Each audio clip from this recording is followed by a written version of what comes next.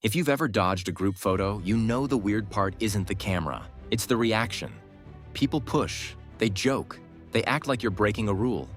But here's the thing, for a lot of private people, that refusal is a practiced boundary. It's selective vulnerability. You're not giving strangers access to your face, your friends, your location, your life. And once you start doing that, something shifts.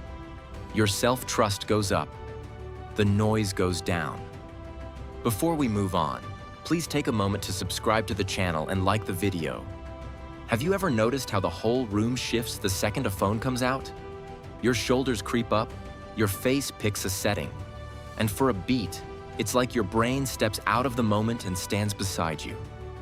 Now imagine you're at dinner, the food's still hot, plates clink, someone's mid-story and you're actually listening. Then a hand pops up with a phone and somebody goes, "Group pic." And you feel that tiny drop in your gut, like you just got handed a task you didn't apply for. Everyone else treats it like it's nothing.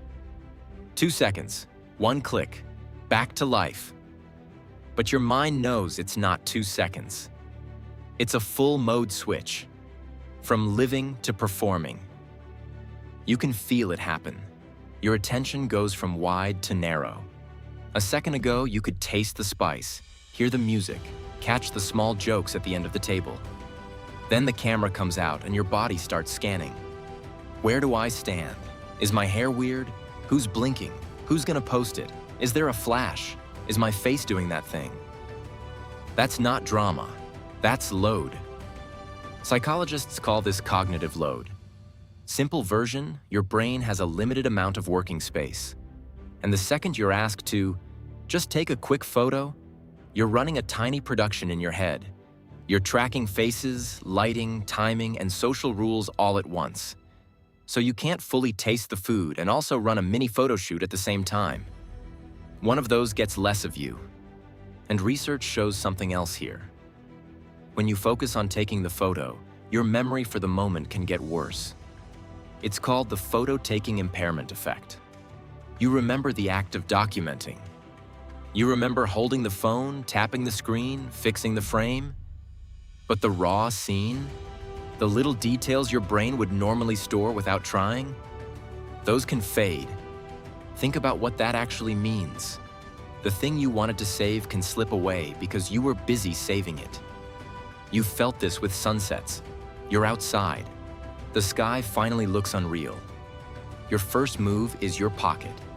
You pull the phone out, open the camera, and you start working. Step left. Tilt up, tap to focus. Drop the brightness. Make sure the horizon is straight. And in that whole stretch, you're watching a screen, not a sky. Later, you can pull up the photo and say, "Yeah, that was the night." But when you try to replay it in your head, you don't get much smell of the air. You don't get the exact color shift. You get the image you captured, not the feeling you had. So when someone avoids the group photo, it's not always about being awkward. This wasn't being difficult. It was executive function in action. Executive function is the part of you that manages focus, shifts tasks, and keeps the main thing the main thing. And some people guard that hard because they've learned how fast it gets drained. They're doing a kind of digital detachment on purpose. Not because they hate fun, because they want their attention to stay where their body is. At the table, in the laugh, in the story, in the food while it's still warm. Presence before documentation is just that. You choose to be there first and maybe record later. A photo is a side dish, not the meal. If it happens, cool. If it doesn't, you still get the night. But here's the thing. For a lot of people, it's not only the moment they're protecting, it's what comes after, when that image leaves your hands and starts living a life you don't get to manage.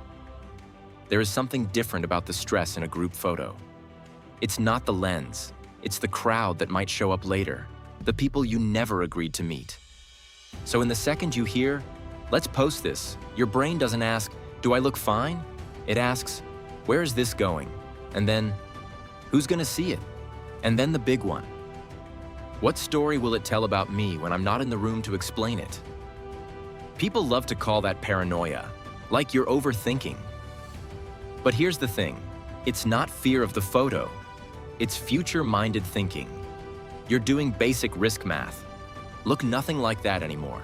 And yeah, look nothing like that anymore. And yeah, it can land in front of a coworker who's half awake at 1 a.m. and suddenly thinks they know your whole life. That's why the real driver is usually boundaries. Psychologists call this selective vulnerability. Simple version, you pick when you're seen and by who. You're not hiding, you're choosing the room. And you can see it in how you share. You'll take the photo, you'll laugh at it, you'll send it to the group chat, you'll text it to your mom, you'll keep it off your feed. Same bond, less exposure, that's not cold, that's precision. Now let's talk about the part people don't like admitting. Social media trains you to hand your self-worth to the room. You post, and your body waits. Likes, comments. The tiny hit of relief when the numbers move, then the slow drop when they don't. That's external validation. Your value starts to feel like something other people confirm for you. But people who avoid group pics often live on an internal locus of control. That means your life feels owned by you, not managed for other people's reactions. You still care what your friends think. You're not a robot, but you don't want the internet to be your mirror. And when you do post, you can feel the shift. You check who watched, you check who liked, you notice who didn't. Your mood starts taking cues from a screen, not from the actual night you just had. Looks happy. Who looks close? Who got looks happy? Who looks close? Who got included? Who stood in the middle? Your brain starts doing math you never asked for, and it does it fast. You zoom in on your own face. You scan the other faces. You wonder if you look tense. You wonder if someone else looks better. And now, a simple dinner pic turns into a self-review. This is why privacy can feel like peace. Less noise in your head. Fewer little spikes of regret. Better sleep because you're not waiting for a tag, or worrying about a comment, or replaying how you looked from that one angle. And here's the body level piece. Even 2 seconds of posing flips your nervous system into monitor mode. Your shoulders lock. Your smile gets tight. Your eyes stop resting on people and start checking the frame.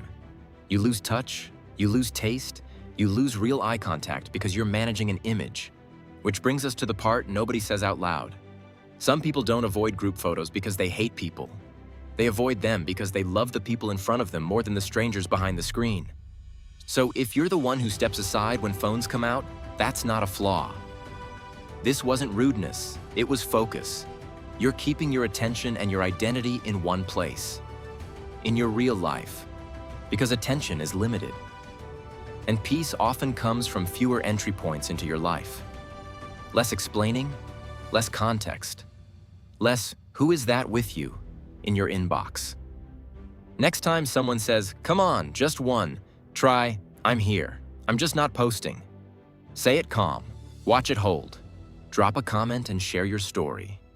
Hit like and subscribe because we dive deep into psychology that actually explains how your mind works.